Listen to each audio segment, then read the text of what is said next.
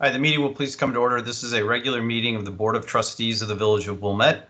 I now ask the clerk to call the roll. Trustee Sullivan. Here. Trustee Barrow. Here. Trustee Dodd. Here. Trustee Kurzman. Here. Trustee Kennedy. Here. Trustee Plunkett. Here.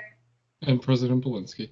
Here. So we're all here. We obviously have a quorum. This meeting is being conducted remotely via the Microsoft Teams software. Before we get started, I'd like to mention that while this is a regularly scheduled board meeting, historically the board meeting around the holidays has been canceled. In fact, in my 10 years on the board, I believe this is the first time the board has met for a regularly scheduled meeting on the fourth Tuesday of December. However, this year we need to meet to approve 2 contracts related to the next phase of the neighborhood stormwater storage project. And as such, our agenda tonight is very brief. It's not the normal agenda that you would see during a regular meeting. There are only those 2 items, the 2 contracts, as well as 2 items relating to the village's ongoing response to the pandemic. So this is not a normal meeting and not how quickly we would normally gather and conduct our business. I will now ask Peter Skiles, our Director of Administrative Services, to explain some logistics to members of the public who are joining us tonight. Thank you, President Belinsky. Okay, so everyone will have started the meeting tonight or momentarily be muted going into the meeting. And President Belinsky will call for public comments. There are some meeting tools in here like raise hand feature. We won't be using those to assist with the meeting. So when President Belinsky calls for public comment, those joining with the Teams client, you can toggle your mute status using the meeting toolbar that should either be up towards the top of your screen or down in the bottom center, depending on how you join the meeting. By clicking on the microphone icon there to toggle your status. And if you've joined by audio conference dial-in, you can toggle your mute status by pressing *6. And only attendees can unmute themselves. Nobody can unmute another person for them. And just in case you have technical difficulties providing your comments, please know that I'll be monitoring the YouTube live stream, which will be discussed momentarily, and I can read your comments from there into the meeting record. Thank you. Thank you, Mr. Skiles. For those watching this video in the future, the state of Illinois is currently under a gubernatorial disaster proclamation, which was issued by Governor Pritzker due to the coronavirus global pandemic. As a result, all in-person village governmental meetings of any sort have been canceled. However, the state has amended the Open Meetings Act to permit electronic meetings of governmental bodies like the village board during a gubernatorial disaster proclamation. And so we are conducting our business tonight in compliance with the new provisions of state law. Now, as usual, this meeting is being broadcast live on our local access cable channel 6 and also on the internet on YouTube. And I'll read the URL for you. It's www.youtube.com/user/villageofwilmette/live. There are, as Mr. Skiles alluded to, some other features on the YouTube channel, including the ability to chat. So you may want to switch over if you're watching us on channel 6. And again, it's www.youtube.com/user/villageofwilmette/live. There's no spaces or dots or anything like that. A recording of the meeting will be archived on the village's YouTube website, as we do for all of our televised public meetings. A remote meeting obviously requires a different mechanic for public participation. So to ensure our residents, business owners, and other interested parties have the opportunity to participate in this meeting, we have solicited public comment prior to the start of the meeting via email. So if you sent an email to publiccomment@wilmette.com prior to the start of the meeting, your email has been provided to the board members. It will be included in the minutes of the meeting, but it will not be read during the meeting. Members of the public who are watching the broadcast can participate during our designated public comment periods by submitting comments through the YouTube Live chat feature. And if you do that, a member of the staff will read your comment to the village board. For those of you who have connected to the meeting directly via the Teams application or via the telephone, at the appropriate time, I'll ask people to speak up if they would like to make a public comment. Because of the logistical difficulties of not being together in person, I will first just ask people to identify themselves as someone who would like to address the board. I will assemble a list and then I will call on the individuals person by person for their turn to speak. For people speaking during public comment, they will be allotted 3 minutes to address the board, just as they would be allotted during an in-person meeting. All comments received from the public, regardless of how they are received, will be recorded into the meeting minutes as we typically do. And I am going to mute everyone. Hang on one second here. Mute all, mute. So everyone has now been muted. I would ask you to keep your connection on mute until you are ready to speak. So now, before each meeting, the board receives a packet of agenda materials. These materials are also posted on wilmet.com on the Friday before our meeting so that residents and other interested parties can review the same materials that the board members received. This week was a particularly light agenda, as I said, so the packet only contained 97 pages. The next item on our agenda is item 2, and that is public comment. At an in-person meeting during public comment, individuals are allotted up to 3 minutes to address the board on an item which is not on the agenda. However, as I said, this meeting is being conducted remotely, so public comments which were submitted by email have been provided to the board members and are part of the public record, but those comments will not be read during the meeting. So I'll now ask people who are watching on YouTube Live to submit comments for the village staff to read. You can find the chat window to the right of the YouTube Live video window, and so if you're interested in making a comment, please type your comment now. And while they are typing, I will ask if there are any individuals who have connected to the meeting via the Teams software or via the telephone who would like to address the board on an item which is not on the agenda. I'd ask people to identify themselves now. And again, I muted everyone, so you'll have to unmute yourself to address the board.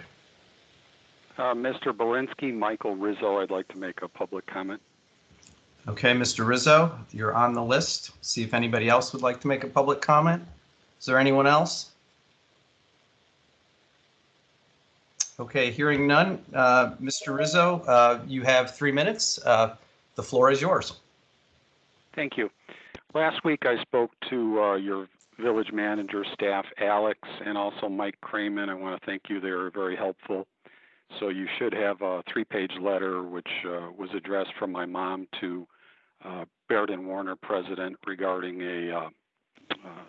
some property issues for my mom's condo in Glenview. My understanding, and the reason I'm bringing it up to the board, is that the absentee landlords live and reside in Wilmette. That would be Kang Byam Kim, that would be the husband. Hyun Kang, that would be the wife, as far as I know. Basically, my mom has had a really tough time. She's a senior citizen. They've been failing to maintain the condominium unit. There's been some water damage, which has never been, fixed. That could be a health issue. You can get things like mold.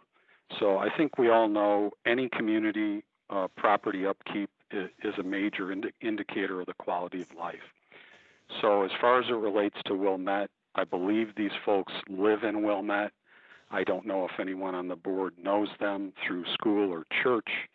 So my question is, my mom has had a real degradation of her quality of life due to the negligence of these property owners. The money from this, on absentee rental is going to pay their taxes, I would assume, at their home in Wilmette. My question would be for you guys, do Kim and Kang own any other property in Wilmette? That's something that your legal department could look into. How are they maintaining it? Based on how they've treated my mother, do they have in-laws or parents living with them? How are those vulnerable senior citizens being treated? They have 2 grade school daughters who I assume are going to Wilmette schools. How are those kids being treated? They may have a business or work in Wilmette. I don't know. So again, as members of the community, I thought you should know how they're acting, which I believe is negligent and unethical. Baird and Warner has never responded to this letter. They have real estate agents that I'm sure do business in Wilmette. You license business owners because you want them to meet certain ethical standards. I'm sure, real estate offices and barber shops and, restaurants all have business licenses. They have never gotten back. So I just want you to be aware that these folks are living in your community. And I may be following up with village staff. I didn't see any phone numbers listed for, village trustees, but I'm sure I can leave a message with staff. And I'm just interested on my end to know, because they have, school-age kids, if anyone on the board would even know who these folks are. I'd be interested to know that. Okay, well, I think you've already talked to staff, is my understanding, and that's really the appropriate point of contact for these kind of inquiries. And, you know, the reality is this is primarily a Glenview issue, it sounds like, but thank you for coming to address us. Well, I appreciate your feedback, but I don't agree with that because they're making, you know, $24,000 a year on the rent here. That's going to pay their taxes, you know, in Wilmette. And it's, you know, to say that, you know, my mom's health, safety, and welfare is not important when we know that these folks live in Wilmette. It could affect you if they own property in Wilmette. You have, you know, I'm sure ordinances that discuss how high your grass can be cut. And we want to know who our neighbors are. And we're not second-class citizens because my mom lives in a condo and she doesn't live in Wilmette. So I think that everyone in your community should be concerned about it. All right, sir, thank you for your comments. Thank you for your time. Is there anyone else who would like to be heard here? Okay, Mr. Skiles, was there anyone who made any comments via the YouTube live chat feature? No comments received, President Blinsky. Okay, thank you, Mr. Skiles.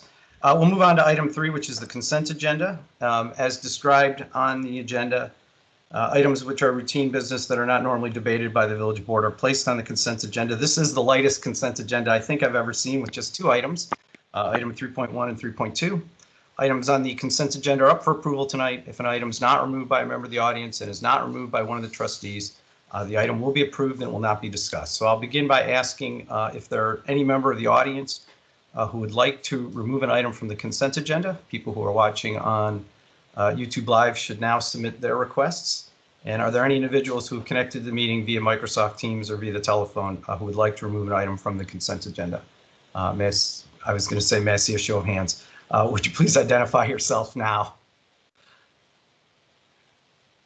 Okay, so I don't hear anybody that was, and again, you have to unmute yourself. I don't hear anyone on the phone or on Teams that is interested in that. Are there any requests from anyone via YouTube Live, Mr. Skiles? No requests received, Mr. President. Okay, and are there any items that any of the trustees would like to remove from the consent agenda? All right, hearing none, may I have a motion to adopt the consent agenda? So moved. I believe that's Trustee Sullivan. Is there a second? Second. That was Trustee Barrow. It's been moved and seconded. Would the clerk please call the roll on the motion to adopt the consent agenda? Trustee Sullivan, Aye. Trustee Barrow, Aye. Trustee Dodd, Aye. Trustee Kurzman, Aye. Trustee Kennedy, Aye. Trustee Plunkett, Aye. and President Blinsky. Aye, so the motion carries. The consent agenda has been adopted. The next item on the agenda is item 4, which is report of officers, and we'll begin with the report from our village manager, Mr. Brayman. Hi, good evening. One quick report. Residents who have refuse and recycling pickup on Fridays during the week of Christmas and New Year's will be delayed from Friday to Saturday. Anybody with collections Monday through Thursday will remain on their schedule. That's all I have. Thank you, Mr. Brayman. Next report from our Corporation Counsel, Mr. Stein. No report, Mr. President. Next item is item 5, the report of the Liquor Control Commissioner. There's no report tonight. So we will move on to our standing committee reports. First up, as usual, is the Land Use Committee, and that is Trustee Barrow. No report tonight. Finance Committee is Trustee Kennedy. No report tonight. Administration Committee is Trustee Dodd. All items were on consent. And item 6.4 is the Municipal Services Committee, and that's Trustee Sullivan. I'm the reason we're all meeting here. We have 2 items this evening. The first is item 6.41, and I hereby make a motion to approve the contract in the amount not to exceed $10,424,250 with B3 Construction Group Limited, Woodridge, Illinois, for construction of Phase 2 of the neighborhood storage project at Hibbard Park. Trustee Sullivan, do you want to do them together, or do you want to do them separately? I would love to do them together if it's more efficient. So I will do number 6.42, which is also a motion to approve the contract in the amount not to exceed $1,163,087 with Christopher B. Burke Engineering Limited of Rosemont, Illinois, for construction oversight services associated with Phase 2 of the neighborhood storage park at Hibbard Park. Okay, so I have a motion for item 6.41 and item 6.42. Is there a second? Second. I think trustee Dodd got that one in. Mr. Stein, is that all okay the way we handled that? Yes, it's fine, just as long as we understand that an aye vote or a no vote applies to both 6.41 and 6.42. I will make that clear before I ask for the vote. Other than All that, right, so it's been moved and seconded. I think we're turning this over to staff, correct? Correct. I think Ms. Raish is going to speak. Yes. Good evening. And Trustee Sullivan, I think I'm the reason we're all here tonight. So I just want to I took the bullet for you, Bridget. Just get this project done. Let's go. All right. All right. Well, I just want to start by saying good evening and thanking so much the village board for taking your time out of your night to be here tonight. I know it's busy for many of you. This night, these approvals really mark another significant milestone in the progress on the neighborhood storage project, which is going to relieve flooding for thousands of residents in West Wilmette. It's a culmination of a year worth of planning, designing, coordinating with the Park District, working with our permitting agencies and field work. And I just want to thank the team at Christopher Burke Engineering for bringing us over the finish line on this one. So thank you very much. We have a brief presentation that I will run through. Can everybody see my screen? Not yet. No. Let me try this again. Bear with me.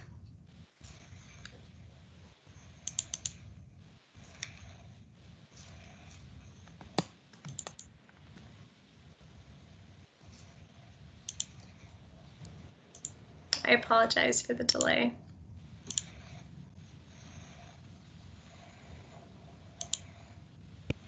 There we go. There you go. All right. So the agenda is very short. We'll just talk about the project status, the financials of the big picture neighborhood storage, as well as phase 2. We'll briefly touch on the Park District amenities.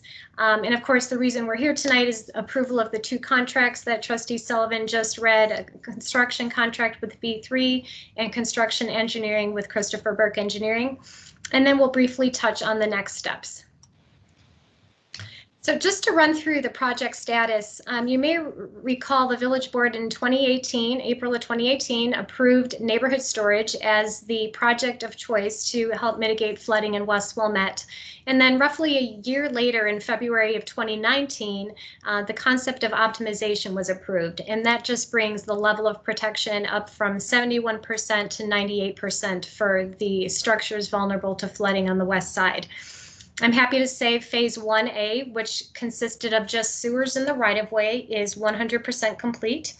The first large phase at Community Playfield with the underground storage reservoir and sewers in the right-of-way is substantially complete. We had the ribbon cutting in October for all of the base work. You may recall when the board approved this project, however, there were the optimized sewers that we pushed to summer of 2021. So the optimized sewer work on Washington and Hunter will begin in summer. And then the reason we're here tonight again is Hibbard Park. All of the work at Hibbard Park is going to be done in 2021. I just briefly want to mention the vault itself will begin in mid-January, and that has an interim completion date of June 1st. And the reason why that's important is we want to get 2 full growing seasons for the newly seeded grass that we'll be restoring at Hibbard Park. So we'll get a late spring and a fall time for that grass to grow so the Park District can have full use of their park again in spring of 2022. All of the sewers at Hibbard Park and associated with Hibbard Park will begin in March, and they have a completion date of October of 2021. And then finally, we hope to wrap up neighborhood storage in 2022 at Thornwood Park. So if we take a very big picture look at budget, we compared where we are today with the February 2019 estimates. Now keep in mind, this is when the board just approved optimization. These were all very conceptual plans. We didn't have any design completed, but at that time, we presented a budget of $68.2 million for neighborhood storage. Fast forward to today, after we've completed phase 1A, substantially completed phase 1, and we have hard bids on phase 2, you can see that we're just shy of $4 million beneath where we thought we'd be in February of 19. So we're definitely headed in the right direction. And if we dissect the phase 1A and phase 1 numbers a little bit and compare the cost of construction compared to the awarded cost, I'm happy to again report that phase 1A is about $148,000 under the awarded contract amount, and phase 1 is also trending significantly under the awarded amount at $675,000. I would just caution the board that because we haven't completed the optimization work for phase 1, there could be some fluctuation with that savings. And I also want to just kind of give a heads up that later in fall of 2021, there may be a balancing change order for phase 1 at Community Playfield because the Park District asked the village to add irrigation, which was a big expense to phase 1. So there may be a small change order associated with that. Looking at the Park District's finances, the intergovernmental agreement between the village and the Park District included a lump sum dollar amount of $3.395 million. That's really a set aside for amenities not associated with our project. And so far, the Park District has committed $765,000 to that irrigation at Community Playfield, and that was just completed last week. They've spent a little over $102,000 on engineering. And the bid that we just had for Hibbard Park includes drainage improvements at just over $115,000. So subtracting those out from the lump sum, the Park District has a balance of roughly $2.4 million for additional amenities at the 3 parks. And Bridget, before you move on from that slide there, I just want to point out the second bullet point that we will have an amendment to the IGA with the Park District at one of our January meetings, and it'll be on the consent agenda. It's just a technical clarification of the dollars that we've committed ourselves to for amenities at the 3 parks. Thank you, Mike. So the village had a bid opening on December 11th, and we had 4 bidders, 2 of which met the pre-qualifications and the bid specifications. And I'm happy to say that I believe we have a really great contractor in V3 Construction Group. They met our pre-qualification. They have extensive experience building storm trap projects. And just an interesting point of note, the last and really the largest project V3 built was in the village of Northbrook. I believe it was about 23 acre feet. And the same construction team that worked with them on the Northbrook project is the construction team that we're using in Wilmette. So that was a really successful project, and we're excited to deliver that same success for our residents. Diving a little bit deeper into the phase 2 costs, instead of that big picture slide we had a few minutes ago, this takes a look at where we were in July. And you may recall in July, I gave a presentation on the costs for Hibbard Park, and those were based on 65% design plans. So in July, we had about $15.4 million project. Now that we've had the bid and modified the final plans, brought it to 100% and had the bid, we're at $12.7 million. So again, another really nice savings based on where we thought we'd be in July. And I believe the majority of that is really attributed to just the really competitive bid that we received and the great bid market. On the right-hand side of the slide itemizes a few of the other features of this project. Certainly at its core, this is a flood mitigation project, but there are some other elements that will improve infrastructure in West Wilmette. Namely, we're doing a significant amount of resurfacing on Millbrook, Valley View, and Kilpatrick that are outside the limits of the storm sewer work. And we're adding pedestrian signal upgrades at the intersection of Glenview and Hibbard Road, which will be a really nice improvement for the kids and school children walking to school. And lastly, we have a green infrastructure element at the southeast corner of Glenview and Hibbard Roads that's taking really an eyesore that the village owns and turning it into a green rain garden and stormwater feature. So that'll be really nice for the neighbors. And just to run through a few next steps. Next month, there's a couple things happening. There will be a supplement that the staff will be asking the village board to approve for Chris Burke Engineering, and this is for construction management for Phase 1A. I want to note this is not associated with the neighborhood storage project. You may recall we added a Lake Avenue water main replacement project, and there were significant delays associated with that resulted in the cost overruns. So that'll be an amendment that's forthcoming. We also plan to have the next phase at Thornwood Park, have that design contract on the agenda for approval, as well as the IGA amendment that Manager Brayman just spoke about. And then in spring, we, if not sooner, will start engaging the neighbors at Thornwood Park on the park design, followed by debt issuance for Phase 2 at Hibbert Park in summer. And then in fall, we'll wrap it up with hopefully seeking park board approval of the Thornwood Park construction plans, and then going out to bid shortly thereafter.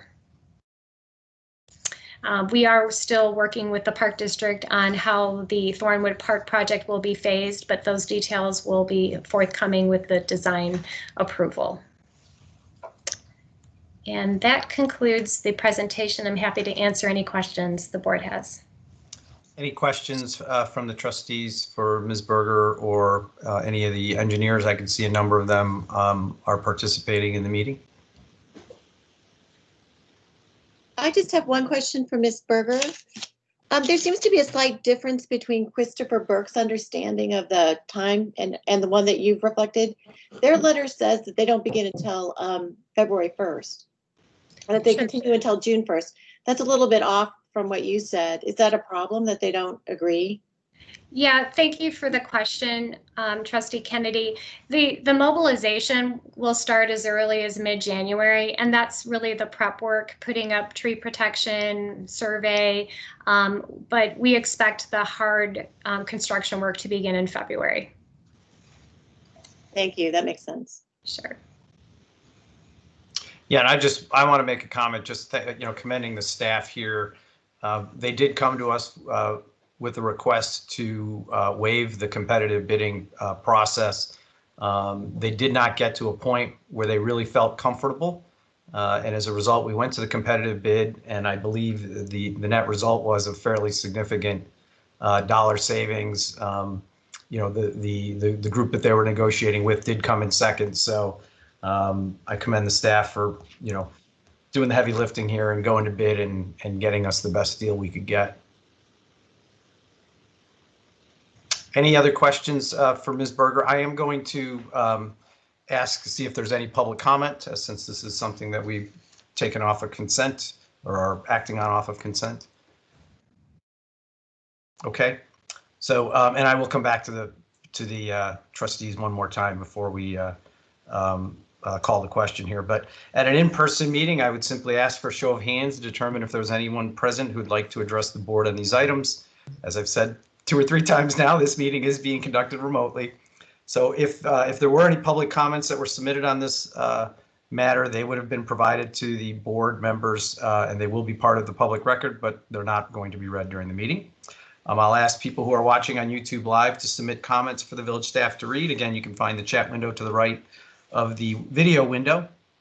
And I'll now ask if there are any individuals who have connected to the meeting via Microsoft Teams or via the telephone who would like to address the board on these items. Again, I'll ask people to identify themselves now, and I will create a list if there are any individuals, and then come back to those folks. So are there any individuals who are connected to the meeting right now who would like to address the board on these items?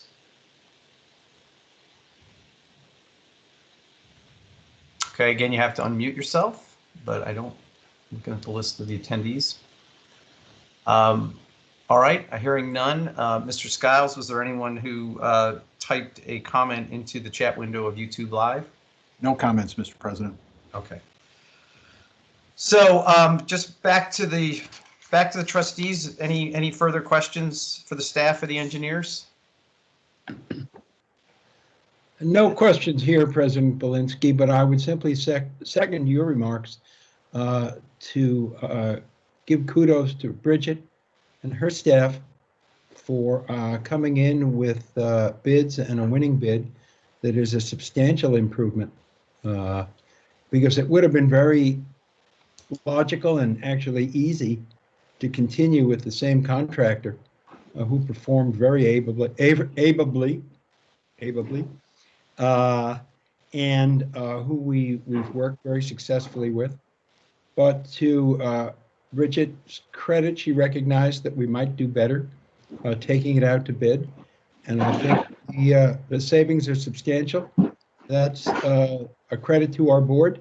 That's a credit to Bridget, and it's a benefit to all of the residents as a whole. So thank you, Bridget, and thank you everyone that assisted in bringing this bid to us tonight. Thank you, Trustee Barrow. Is there any further discussion? Okay. All right, so I'm going to call the question. Would the clerk please call the roll on the motion to approve a contract? And since it's a big deal, this is a big amount, I'm going to read it all.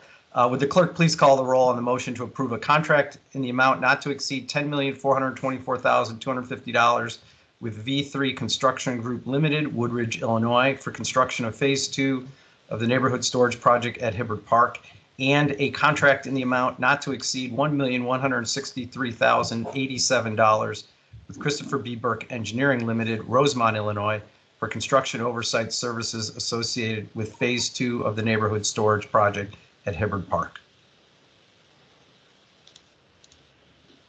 Trustee Sullivan. Aye. Trustee Barrow. Aye. Trustee Dodd.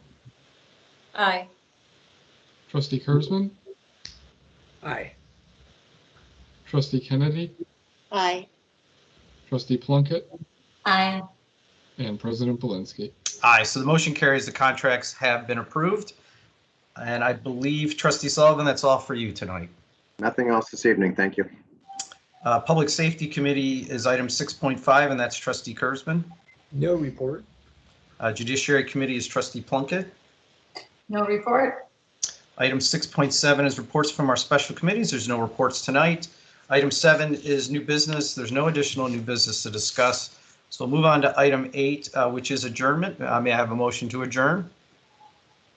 So moved. I think that was Trustee Sullivan. Is there a second?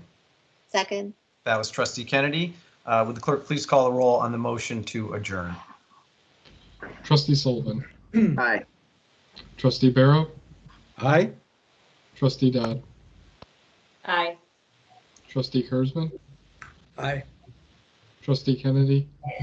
Aye. Trustee Plunkett. Aye. And President Belinsky. Aye, so the motion carries. We stand adjourned. Thank you, everyone, and happy holidays to all of you as well. Happy holidays. Happy Happy holidays, everyone.